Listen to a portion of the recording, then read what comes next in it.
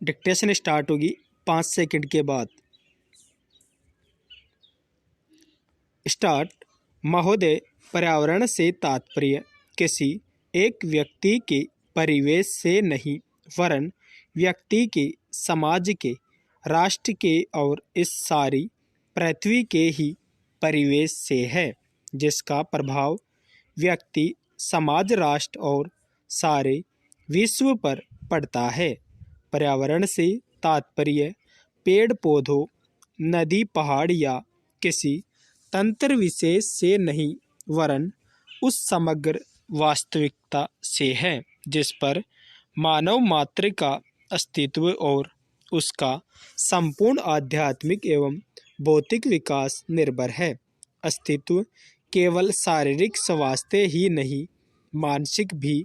स्वस्थ शरीर में स्वस्थ मन ही अच्छे स्वास्थ्य की परिभाषा है। शारीरिक स्वास्थ्य हमारे आहार पर निर्भर है, जिसका स्रोत इस पृथ्वी का जल, थल, वायुमंडल है। मानसिक स्वास्थ्य भी प्रकारांतर से इन्हीं पर निर्भर है, क्योंकि जैसा खाए अन्न वैसा बने मन। स्वस्थ जीवन पर सबसे अधिक प्रभाव हमारे चिंतन का, हमारी परंपराओं का और उन सब परिस्थितियों का पड़ता है जो हमारे ऊपर आरोपित है या की गई है या की जा रही है। इसलिए पर्यावरण या परिवेश में जल, थल, वायु ही नहीं बल्कि वे सारे घटक महत्वपूर्ण हैं जिनका कुछ भी प्रभाव हमारे जीवन पर, हमारी क्रियाशीलता पर पड़ता है। जैसे हमारे विचार, हमारे आचरण और हमारी परंपराएं एवं संस्कृति आदि। पैरा। सदा से मानव की आकांक्षा उन्नति और विकास की रही है। जगत का अर्थ ही है गतिमान, और गति दोनों ओर संभव है, उन्नति की ओर भी और अवनति की ओर भी। पहली को हम प्रगति कहते हैं, दूसरी को अगति, विगति, अधोगति या दुर्गति कह सकते हैं। वास्तव में मनुष्य ऐसा जटिल प्राणी है जिसमें अनेक विरोधाभासी और असंगत प्रतीत होने वाली प्रवृत्तियां और प्रतिक्रियाएं होती है।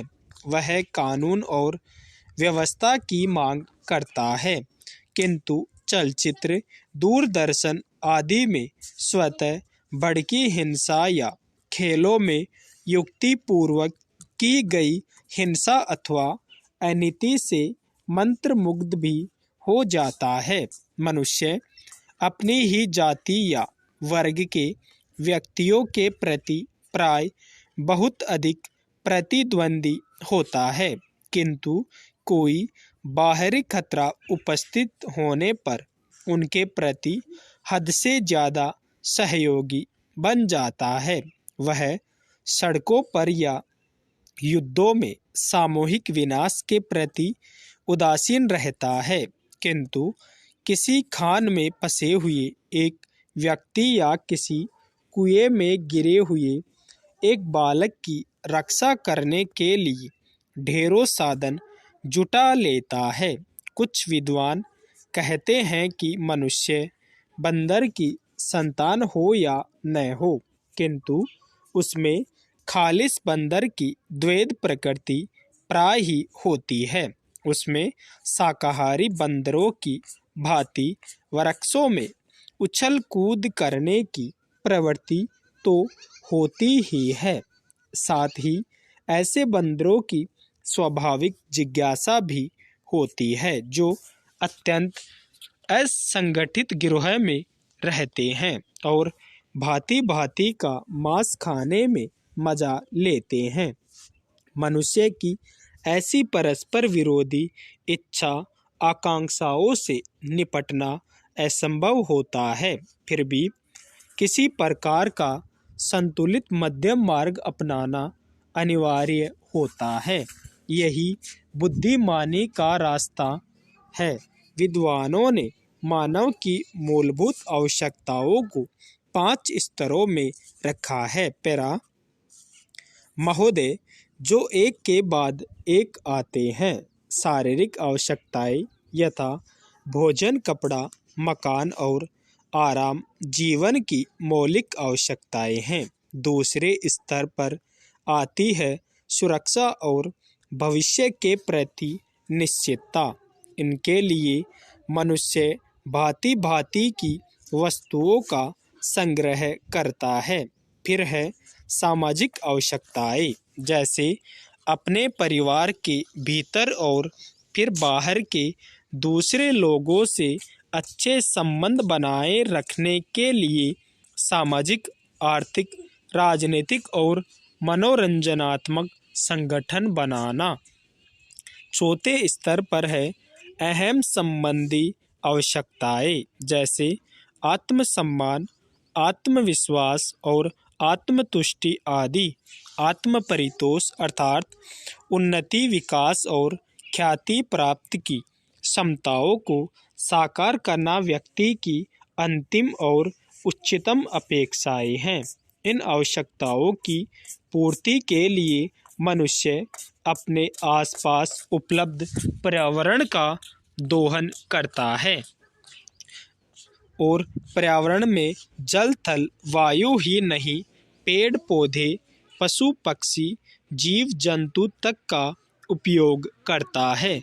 सभी शक्तियों का, यहाँ तक कि सबल व्यक्ति अपने से निर्बल व्यक्तियों तक का दोहन करता है, जो शोषण की सीमा तक पहुँच जाता है।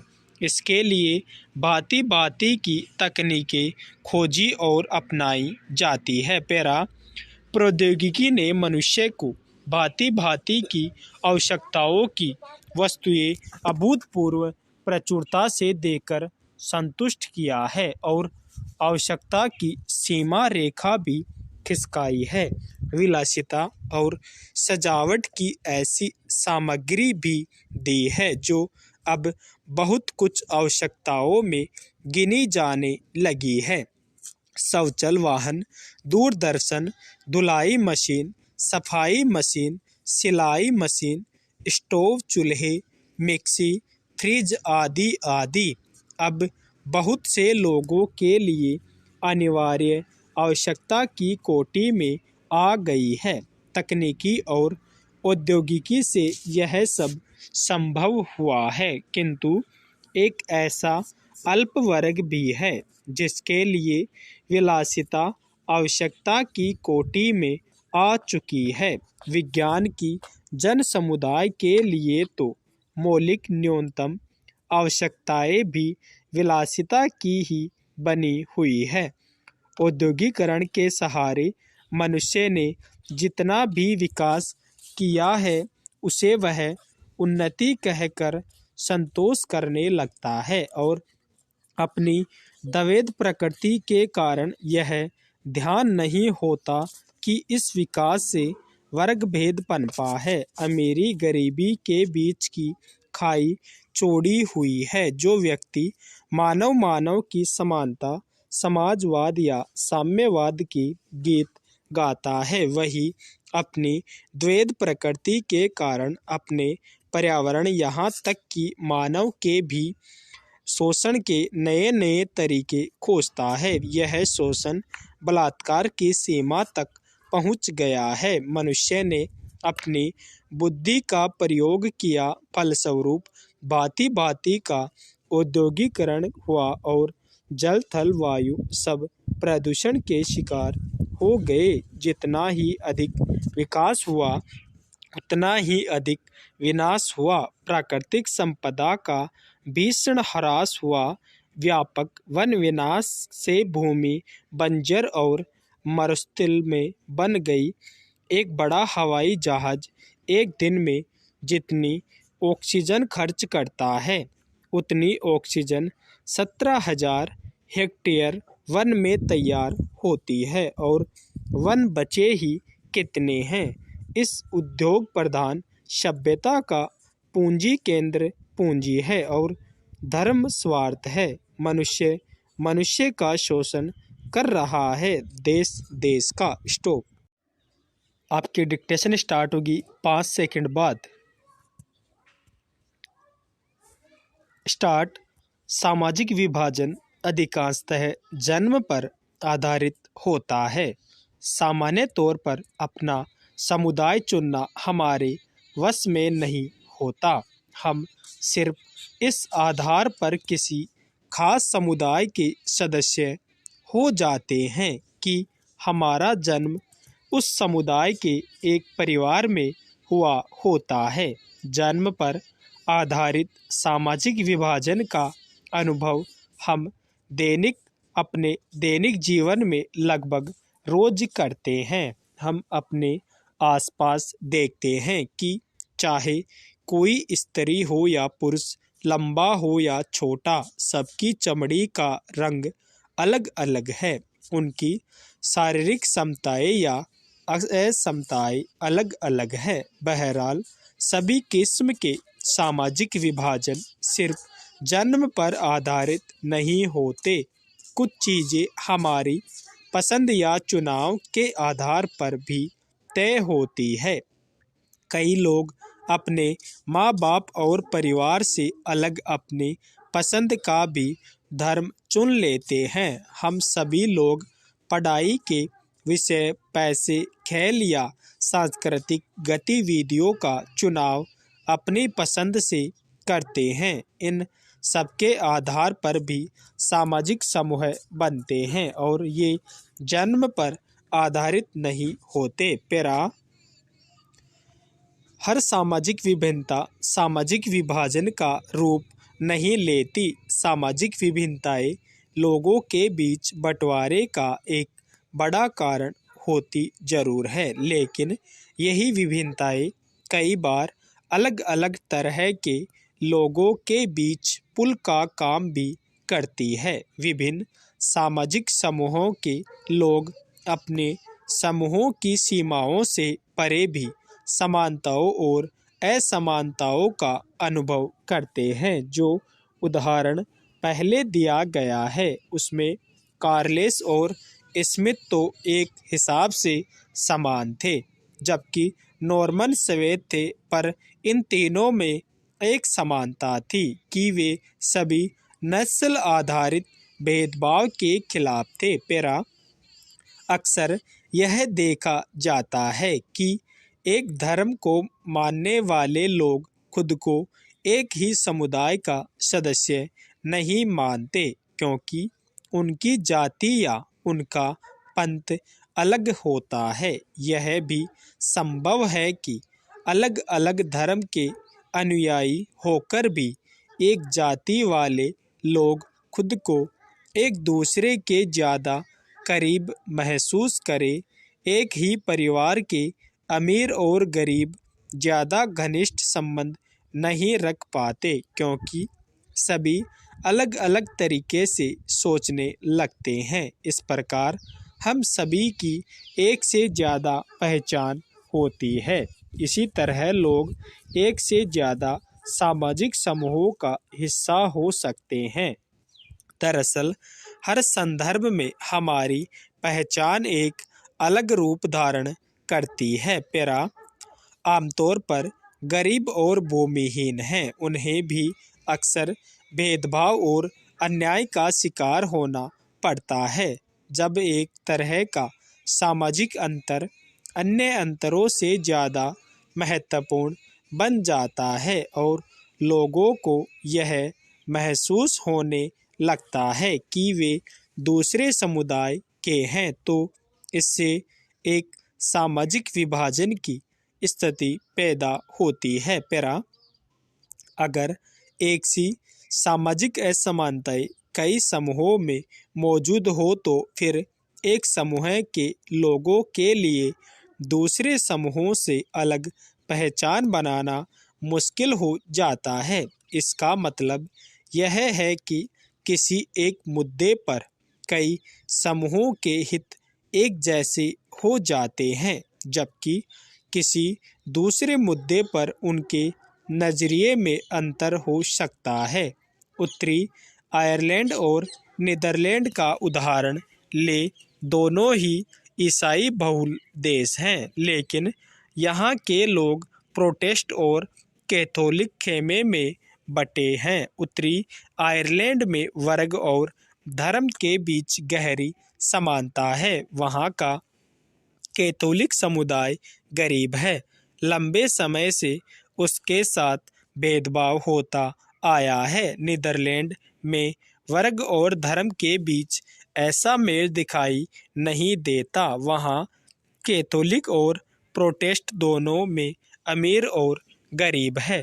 परिणाम यह है कि उत्तरी आयरलैंड में कैथोलिक और प्रोटेस्टों के बीच भारी मारकाट चलती रही है, पर नीदरलैंड में ऐसा नहीं होता। जब सामाजिक विभिन्नताएं एक दूसरे से गुती जाती है तो एक गहरे सामाजिक विभाजन की जमीन तैयार होने लगती है।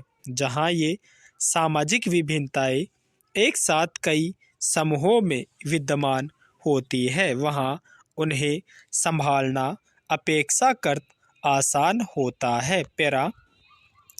तीसरी चीज है सरकार का रुख। सरकार इन मांगों पर क्या प्रतिक्रिया व्यक्त करती है, यह भी महत्वपूर्ण है। जैसा कि हमने बेल्जियम और श्रीलंका के उदाहरणों में देखा, अगर शासन सत्ता में साझेदारी करने को तैयार हो और अल्पसंख्यक समुदाय की उचित मांगों को पूरा करने का प्रयास ईमानदारी से किया जाए तो सामाजिक विभाजन मुल्क के लिए खतरा नहीं बनते। अगर शासन राष्ट्रीय एकता के नाम पर किसी ऐसी मांग को दबाना शुरू कर देता है तो अक्सर उल्टे और नुकसानदेह परिणाम ही निकलते हैं। ताकत के दम पर एकता बनाए रखने की कोशिश अक्सर विभाजन की ओर ले जाती है। इस तरह किसी देश में सामाजिक विभिन्नताओं पर जोर देने की बात को हमेशा खतरा मानकर नहीं चलना चाहिए। लोकतंत्र में सामाजिक विभाजन की राजनीतिक अभिव्यक्ति एक सामान्य बात है और यह एक स्वस्थ राजनीति का लक्षण भी हो सकता है। इसी से विभिन्न छोटे सामाजिक समूह हाशिए पर पड़ी जरूरतों और परेशानियों को जाहिर करते हैं और सरकार का ध्यान अपनी तरफ खींचते हैं। राजनीति में विभिन्न तरह के सामाजिक विभाजनों की अभिव्यक्ति ऐसे विभाजनों के बीच संतुलन पैदा करने का काम भी करती है। इसके चलते कोई भी सामाजिक विभाजन एक हद से ज़्यादा उग्र नहीं हो पाता। इस स्थिति में लोकतंत्र मजबूत ही होता है। किसी भी लोकतांत्रिक व्यवस्था की संस्थाएं में राजनीतिक दल अलग से दिखाई देते हैं। अधिकतर आम नागरिकों के लिए लोकतंत्र का मतलब राजनीतिक दल ही है। अगर आप देश के दूर दराज के और ग्रामीण इलाकों में जाए और कम पढ़े लिखे लोगों से बात करें तो संभव है कि आपको ऐसे लोग मिले जिन्हें संविधान के बारे में या सरकार के स्वरूप के बारे में कुछ भी मालूम न हो। बहरहाल राजनीतिक दल के बारे में उन्हें जरूर कुछ न कुछ मालूम होता है, लेकिन पार्टियों के बारे में हर कोई कुछ न कुछ जानता है तो इसका मतलब यह नहीं कि पार्टियां बहुत लोकप्रिय है।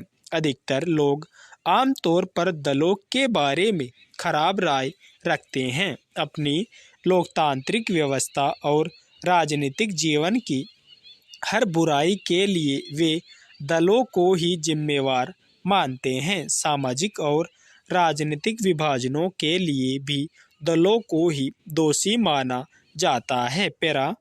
ऐसे में यह सवाल स्वाभाविक रूप से उठता है, क्या हमें सचमुच राजनीतिक दलों की जरूरत है? करीब 10 साल पहले दुनिया के बस कुछ ही देशों में, और वह भी गिनती के राजनीतिक दल थे। आज गिनती के ही देश ऐसे हैं जहां राजनीतिक दल नहीं है। दुनिया भर के लोकतांत्रिक देशों में राजनीतिक दल इतने सर्वव्यापी क्यों हो गए? आइए सबसे पहले इस सवाल का जवाब दें कि राजनीतिक दल क्या है और वे क्या करते हैं। स्टॉप। आपकी डिक्टेशन स्टार्ट होगी 5 सेकंड के बाद। स्टार्ट। महोदय, आइए पर्यावरण कानून को लागू न करने के घातक परिणामों पर एक दृष्टि डालें। कार्यकारिणी और न्यायपालिका दोनों में संकल्प की कमी है। खेद है कि प्रदूषण नियंत्रण मंडल प्रदूषण नियंत्रण के लिए कुछ नहीं कर सके और यदि उन्होंने कोशिश की तो उद्योगपतियों के दबाव में आकर राजनीतिज्ञ आड़े आ जाते हैं और अपराध के बड़े से बड़े मामले में भी अधिकारी कोई कार्रवाई नहीं करना चाहते। प्रदूषण उद्योग निजी क्षेत्र के हो या सार्वजनिक क्षेत्र के, महत्ता वाले मुकदमे में उच्चतम न्यायालय द्वारा पर्यावरण सुरक्षा संबंधी कानूनों को लागू करने के लिए न्यायालयों की सहायता के लिए पर्यावरणीय न्यायालयों की स्थापना का सुझाव दिया गया था। न्यायमूर्ति भगवती के अनुसार पर्यावरण प्रदूषण, पारिस्थितिक क्षति और प्राकृतिक संसाधनों से संबंधित झगड़ों के मुकदमे दिन पर दिन बढ़ते जा रहे हैं और इन मामलों में वैज्ञानिक तथा तकनीकी आंकड़ों का मूल्यांकन आवश्यक होता है। इसलिए क्षेत्रीय आधार पर पर्यावरण न्यायालयों की स्थापना की जानी चाहिए, जिनमें एक न्यायाधीश के अतिरिक्त प्राकृतिक मामले और अपेक्षित विशेषज्ञता को देखते हुए पारिस्थितिक विज्ञान विषय के 2 विशेषज्ञ हो। तथापि पर्यावरणीय न्यायालय के निर्णय के विरुद्ध उच्चतम न्यायालय में अपील का अधिकार हो। प्रदूषण उद्योगों में शक्तिशाली निहित स्वार्थों के कारण श्रीमती मेनका गांधी, पूर्व पर्यावरण एवं वन मंत्री, भारत सरकार के समर्थन के बावजूद इस प्रस्ताव पर कार्रवाई नहीं की गई। प्रदूषण में पैसा है और नौकरशाही पैसे वालों का साथ देती है तथा पारिवारिक न्यायालय पर्यावरण न्यायालयों के प्रति अति संवेदनशील है। पर्यावरण विज्ञान उनके लिए यह एक नया विषय है। न्यायालयों के इस विषय से अनभिज्ञ होने से हानि होती है और नकारात्मक दृष्टिकोण के कारण न्यायाधीश ऐसे मामलों में यथास्थिति बनाए रखने, स्थगन आदेश देने या मुकदमा खारिज करने जैसा आसान तरीका अपनाते हैं। उच्चतर और उच्चतम न्यायालय के कुछ न्यायाधीशों ने इस दिशा में प्रशंसनीय कार्य किया है, किंतु पारंपरिक न्यायालयों के विद्वान वकील प्रदूषण नियंत्रण के संरक्षक नहीं है, क्योंकि वे कानूनी प्रक्रिया संबंधी जोड़ तोड़ में लगे रहते हैं और उन्हें बनाम के पारिवारिक मुकदमों से ही फुर्सत नहीं मिलती और न ही उनमें पर्यावरणीय मामलों को निपटने की विशेष योग्यता होती है। सामाजिक कार्यकर्ताओं द्वारा दायर किए गए सामाजिक न्याय संबंधी मुकदमों की सुनवाई के लिए उनके पास समय कहाँ है? इसका असर सारे समाज पर पड़ता है, जिसमें न्यायाधीश भी शामिल है। अन्य लोगों की तरह उन्हें भी दूषित वायु में श्वास लेना पड़ता है, प्रदूषित पानी पीना पड़ता है, वनों की कटाई और रेगिस्तान का वे भी रोते हैं और प्रचुर मात्रा में उपलब्ध अनेक नैसर्गिक लाभों से वंचित रहना पड़ता है। लेकिन प्रकृति का आनंद लेने के लिए कवि जैसा संवेदनशील हृदय होना चाहिए, जो जीवन की कविता से परिपूर्ण हो जिसमें विश्व बंधुत्व की भावना, प्रकृति से एकात्मकता और प्रत्येक मानव के जीवन के अधिकार के प्रति प्रेम हो। कभी कभी न्याय करने वालों को न्याय और उसके विविध आयामों की जानकारी नहीं होती। पैरा महोदय, हमें आवश्यकता है ऐसे संवेदनशील पर्यावरणीय न्यायालयों और न्याय प्रक्रिया की जिसमें सामाजिक प्रतिबद्धता और सतत विकास दोनों संभव हो। सभी प्रतिक्रियाओं को तेज करने, मॉनिटर करने और निगरानी के लिए एक शक्तिशाली उत्प्रेरक पर्यावरणीय लोकपाल पद्धति की आवश्यकता है जो पर्यावरण सुरक्षा के सक्रिय प्रहरी की भूमिका निभा सके और जिसमें उच्चतम न्यायालय के अतिरिक्त अन्य न्यायालय का हस्तक्षेप न हो सके, जो राजनीतिज्ञों की पहुंच के बाहर हो। सामाजिक कार्यकर्ता और दिन से दिन आदिवासी भी जिस तरह आसानी से पहुंच सके तथा जो जनता और संसद के प्रति उत्तरदायी हो। पैरा लोकपाल पद्धति का ढांचा, कार्यविधि ऐसी होनी चाहिए कि वास्तव में पर्यावरण सुरक्षा और संरक्षण तथा जीवमंडल की अखंडता बनी रहे। अति प्राचीन उपनिवेशवादी जटिल और मूल व्यवस्था से प्रबंध कौशल, वैज्ञानिक साधन, नए नए प्रयोग करने और नई परिस्थितियों के अनुकूल बनाने की क्षमता के अभाव में प्रौद्योगिकी, आतंकवाद और उन नई चुनौतियों का मुकाबला करना संभव नहीं है जिनका सामना इस उपग्रह पृथ्वी और इसके निवासियों को करना पड़ रहा है। हमारी न्यायिक व्यवस्था अनेक प्रकार के संकटों से घिरी है और यदि हम वास्तव में पर्यावरण संबंधी मामलों के साथ न्याय करना चाहते हैं तो ऐसे पर्यावरणीय न्यायाधिकरणों की आवश्यकता है जिनमें विधिवेत्ता और विषय विशेषज्ञ दोनों का सक्रिय सहयोग प्राप्त हो। इससे भी अधिक आवश्यकता है एक उच्चाधिकारी प्राप्त बहुस्तरीय लोकपाल पद्धति और कार्मिकों की जिन्हें कार्रवाई शुरू करने, जांच करने, निर्णय लेने, निषेधाज्ञा जारी करने के व्यापक अधिकार प्राप्त हो।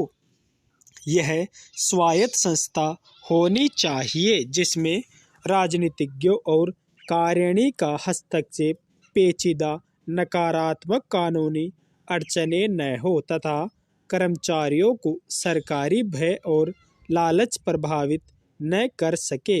इन उच्च पदाधिकारियों का चयन प्रस्तावित लोकपाल बिल के अनुसार हो सकता है तथा इनका कार्यकाल निर्वाचन आयोग के समान हो सकता है। पैरा आम नागरिकों और सामाजिक कार्यकर्ताओं के लिए इन उच्चाधिकारियों तक पहुंचने में कठिनाई नहीं होनी चाहिए और आवश्यकता पड़ने पर उन्हें निःशुल्क कानूनी सहायता उपलब्ध कराई जानी चाहिए। सूचना प्राप्त करने की स्वतंत्रता अमेरिकी के कानून की तरह स्पष्ट हो और कानून लागू करने का सांविधिक अधिकार इन अधिकारियों को प्रदान किया जाए ताकि इसके अभाव में पर्यावरणीय न्यायालय संस्था का नैतिक पतन न हो। पूर्ण न्याय दिलाना मुख्य उद्देश्य होना चाहिए, न कि केवल आदेश जारी करना। दीवानी न्यायालयों के सामान्य अधिकारों के अतिरिक्त अन्य अधिकार और कानून का उल्लंघन करने वालों के लिए दंड का उल्लेख भी इस कानून में किया जाना चाहिए। न्यायपालिका, कार्यपालिका तथा प्रशासकों सभी को लोकपाल तथा पर्यावरण न्यायालयों की सहायता करनी होगी। इसके लिए शायद संविधान में संशोधन आवश्यक होगा। इस विषय में सभी राजनीतिक दलों के सहमत होने के बाद संविधान कोई कठिन समस्या नहीं होगी। तकनीकी मामलों में केवल खंडपीठ पूरी तरह न्याय नहीं कर सकती, इसके लिए इस क्षेत्र में सक्रिय कार्यकर्ताओं की सहायता आवश्यक होगी। स्टॉप। डिक्टेशन स्टार्ट होगी 5 सेकंड बाद। स्टार्ट। महोदय, पिछले कुछ दिनों से हमारे देश में बाल दासता विरोधी आंदोलन लगातार मुखर, संगठित और व्यापक हुआ है, जिसके नतीजे भी सामने आए हैं। इसके प्रति बाहरी दबाव भी है, लेकिन स्त्रियों के कम होते जाने के खिलाफ न तो देश में कोई संगठित आंदोलन है और न ही कोई बाहरी दबाव। जिस प्रकार बाल दासता का संगठित विरोध हो रहा है, उसी तरह स्त्रियों के गायब होने का क्यों नहीं। आज भी देश के बहुत से हिस्सों में कन्याओं को जन्म लेते ही मार दिया जाता है, और तो और समाज के रूढ़ दृष्टिकोण के कारण शिक्षा और विज्ञान भी कातिलों की मदद कर रहे हैं। प्रसव पूर्व लिंग निर्धारित की बढ़ती हुई लोकप्रियता और इस प्रशिक्षण के पक्ष में दिए जाने वाले तर्क हमारी सामाजिक संरचना की अभिव्यक्ति है। कुछ लोग बेहद शर्मनाक तरीके से कहते हैं कि बेटी हो या बेटा, यह निर्णय लेना हमारा प्राकृतिक अधिकार है। इसके लिए यह लोग बच्चों की सीमित संख्या का तर्क भी देते हैं। इनके अनुसार जब बच्चों की सीमित संख्या का अधिकार उनका है, तो वह बेटा हो या बेटी, यह भी उनका स्वतः सिद्ध अधिकार है। कुछ लोग यह तर्क भी देते हैं कि ऐसे बच्चों को जन्म देकर क्या फायदा, जिसके साथ आजीवन असुरक्षा का भय जुड़ा रहे। उनके अनुसार न तो बेटी घर में सुरक्षित है और न बाहर, न वह शादी के पहले सुरक्षित है, न शादी के बाद, न वह पढ़ाई लिखाई के स्थान पर सुरक्षित है और न ही कामकाज के स्थान पर, न वह परिजनों से सुरक्षित है और न ही अन्यों से। फिर इस असुरक्षा के आतंक में क्यों जिया जाए? पेरा कितना बर्बर और आदिम है यह तर्क कि रोग का उन्मूलन न हो तो रोगी को ही खत्म कर दिया जाए। क्यों नहीं हम उन तमाम कारकों के विषय में सोचते जिनके कारण बेटियां आजीवन असुरक्षा और आतंक के साए में जीने को विवश है? क्यों नहीं हम उन तमाम रूढ़ियों, मान्यताओं, संदर्भों और परंपराओं के खिलाफ बगावत करते जो बेटियों को अवांछित बनाती है? क्यों ऐसे मूल्यों के पोषण के खिलाफ सतत अभियान नहीं चलाया जाता जो तमाम तरह की गैर बराबरी की हिमायत करते हैं? क्यों ऐसी मान्यताओं का पोषण नहीं किया जाता जो यौन आधारित असमान रूढ़ियों का खंडन करती है? दरअसल हमारी मानसिक संरचना पूरी तरह से विभाजित है। एक ओर हमारा संस्कारगत मन है, दूसरी ओर है नई चेतना से सुसज्जित मन। संस्कारगत मन यौन आधारित गैर बराबरी का पोषण करता है, लेकिन नई चेतना से सुसज्जित मन उसका विरोध करता है। लेकिन संस्कारगत मन नई चेतना पर हावी हो जाता है और यथास्थितिवाद को बनाए रखने में जुट जाता है। नई चेतना से सुसज्जित मन संस्कारगत मन के विरुद्ध लंबी अवधि तक संघर्ष नहीं करता। नई चेतना की कौंध भर से संस्कारगत मानसिकता को बदलना संभव नहीं है। यही कारण है कि स्त्रियां लगातार गायब होती जा रही है और कहीं से कोई आवाज सुनाई नहीं पड़ती। प्यारा महोदय, यही कारण है कि बेटियों को अवांछित समझकर गर्भ में ही मार दिया जाता है या जन्म लेने के बाद उन्हें मौत की नींद सुला दिया जाता है। कहते हैं, बेटियों को मारने की जनसंख्या परंपरा बहुत पुरानी नहीं है। यह भी कहा जाता है कि कुछ तथाकथित ऊंची जातियां अपने झूठे दंभ के कारण बेटियों को मार देती थी, लेकिन अब तो इसमें सभी जातियों के लोग शामिल हैं।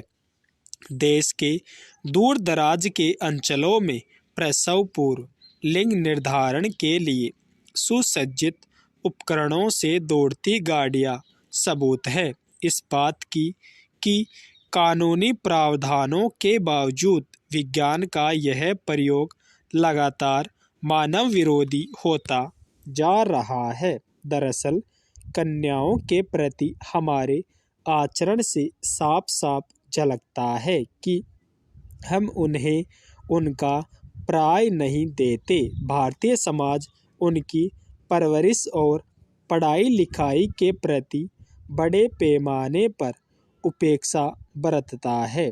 देश की ज़्यादातर लड़कियां कुपोषण से ग्रस्त है। उन्हें भोजन कम मात्रा में और बचा खुचा ही उपलब्ध होता है। विडंबना यह है कि माँ या दादी ही ऐसा काम करती है। ऐसा नहीं है कि वह ऐसा जानबूझकर करती है, बल्कि उनके संस्कारों में यह रच बस गया है कि लड़कियों की परवरिश को कोई अहमियत नहीं देनी चाहिए। इसलिए न तो उन्हें स्कूल भेजे जाने पर विशेष बल दिया जाता है, न ही उनके स्वास्थ्य के विषय में कोई खास दिलचस्पी ली जाती है। वे तो सिर्फ बड़ी हो जाती है। बड़ी होने के कारण शोषण और भेदभाव की परंपरा को अपनी से अगली पीढ़ी को हस्तांतरित करने के लिए पैरा इसे भी एक विडंबना ही कहा जाएगा कि मानव मूल्यों का पक्षधर मीडिया भी उनके विरोध में है। मीडिया को भी बलात्कारियों, किशोरियों और स्त्रियों की ऊपरी बनावट और रूप सौंदर्य ही भाता है।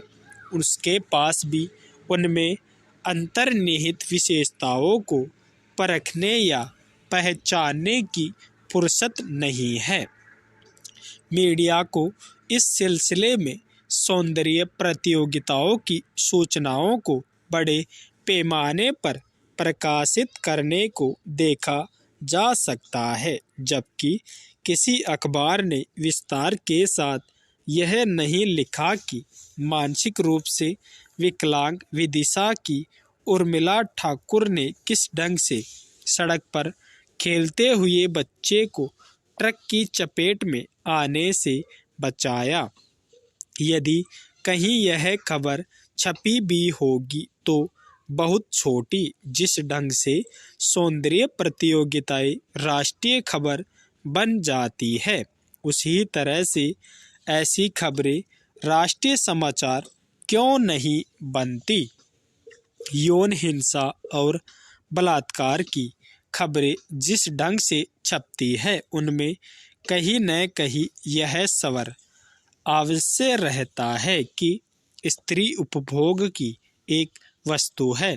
यौन आधारित विषमता को समाप्त करने की पहली और आखिरी शर्त यह है कि मानसिक संरचना को बदलने के लिए बहुआयामी संघर्ष की शुरुआत हो। यह संघर्ष सभी स्तरों पर शुरू हो। यदि गैर बराबरी का पोषण करने वाले तमाम मूल्यों को चुनौती दी जाए और उनकी वैज्ञानिक मीमांसा की जाए तो समाज वास्तविकता को स्वीकार करने की दिशा में अग्रसर हो सकता है। स्टॉप। डिक्टेशन स्टार्ट होगी 5 सेकंड के बाद। स्टार्ट। महोदय, देश भर के किसान भाइयों के इस समारोह को देखकर मुझे बहुत प्रसन्नता हो रही है। जब मुझसे इस समारोह के उद्घाटन के लिए कहा गया तो मैंने इस निमंत्रण को सहर्ष स्वीकार कर लिया। भारत का किसान वह व्यक्ति है जो सदियों से इस देश की रीढ़ है और अब भी है, और मैं समझता हूँ कि आगे भी रहेगा। इसके दो कारण हैं। एक तो उत्पादों की श्रेणी में किसानों का सर्वप्रथम स्थान है और दूसरे उनकी देश में भारी संख्या है।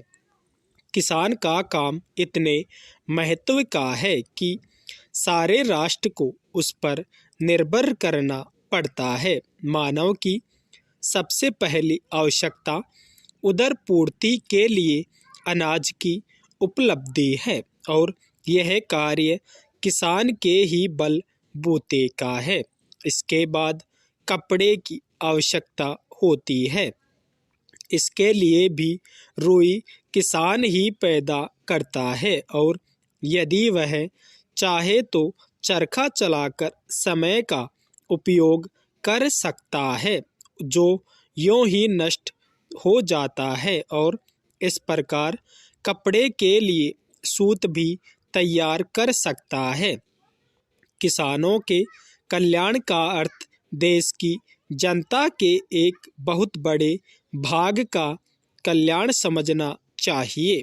हमारे देहातों की उन्नति और उनका यथोचित विकास वास्तव में बहुत दूर तक किसानों की उन्नति से बढ़कर और कुछ नहीं।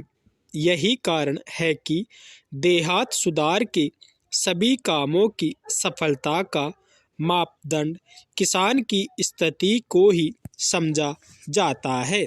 यह प्रसन्नता की बात है कि इस संगठन में केवल खेतिहर लोग ही सम्मिलित नहीं हैं, बल्कि उन सब संस्थाओं और वर्गों के प्रतिनिधि भी हैं जिनका खेती से संबंध है और जिनका दैनिक जीवन में किसानों से संबंध पड़ता है।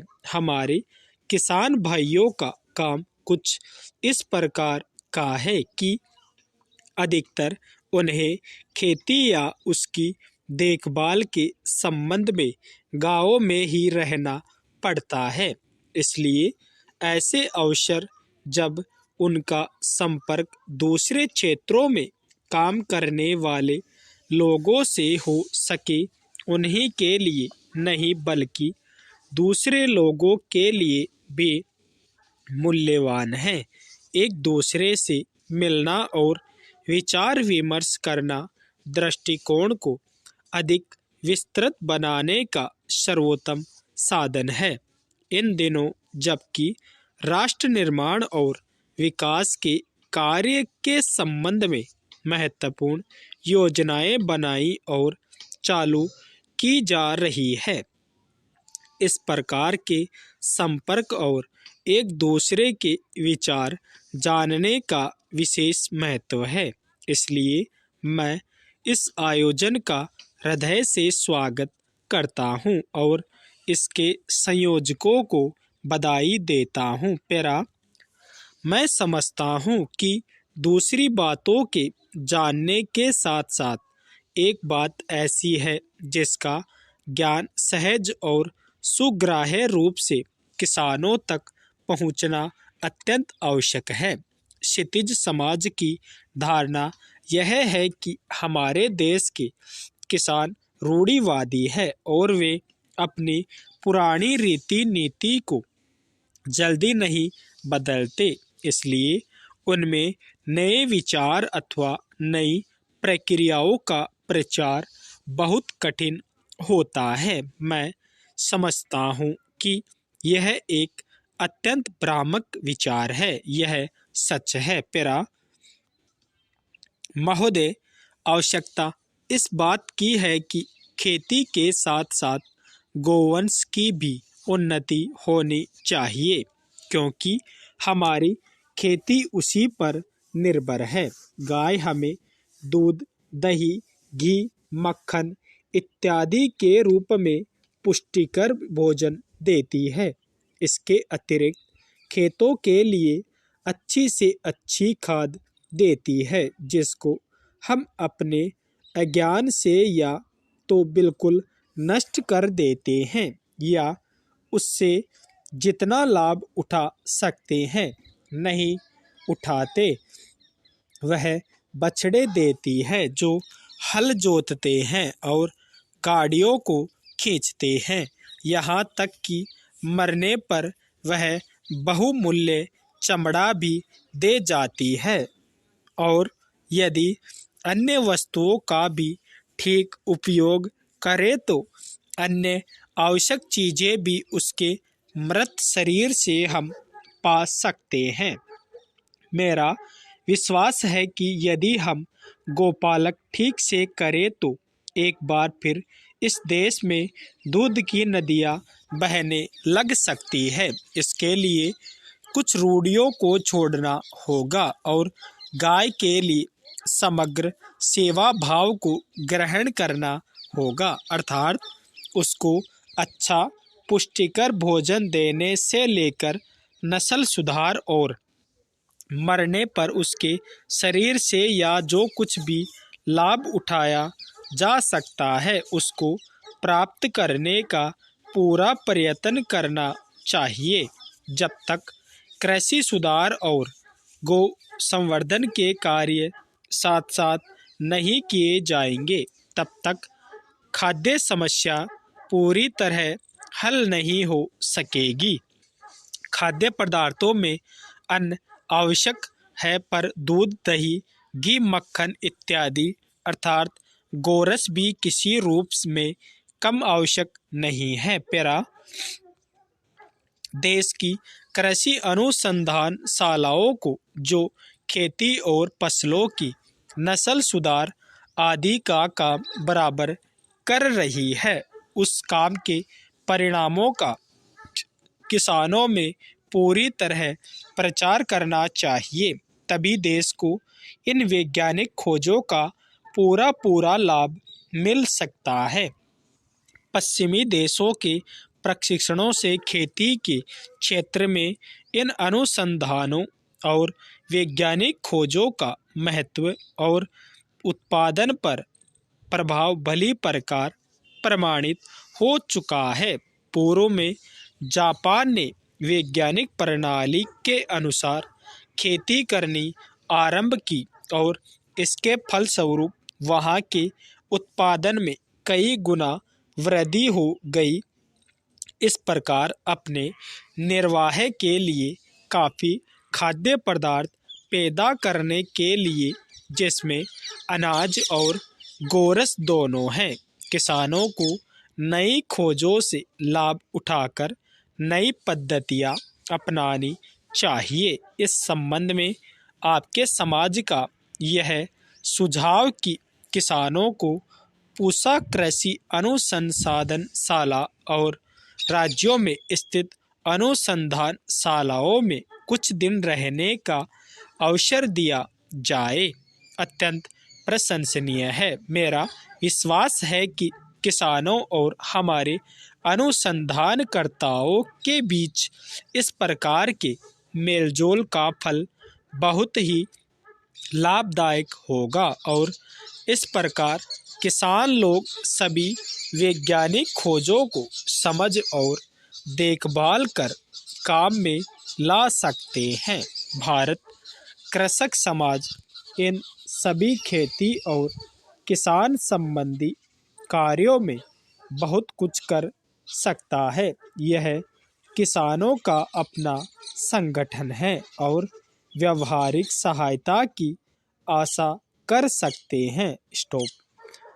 आशा करता हूँ डिक्टेशन आपको काफ़ी पसंद आई होगी, तो कृपया चैनल को लाइक और सब्सक्राइब जरूर कर देवें और ऐसी रोज़ डिक्टेशन के लिए कृपया बेल आइकन को क्लिक करें ताकि आपके पास जो नोटिफिकेशन है वो सबसे पहले पहुँच सके। मिलते हैं नेक्स्ट वीडियो में। धन्यवाद।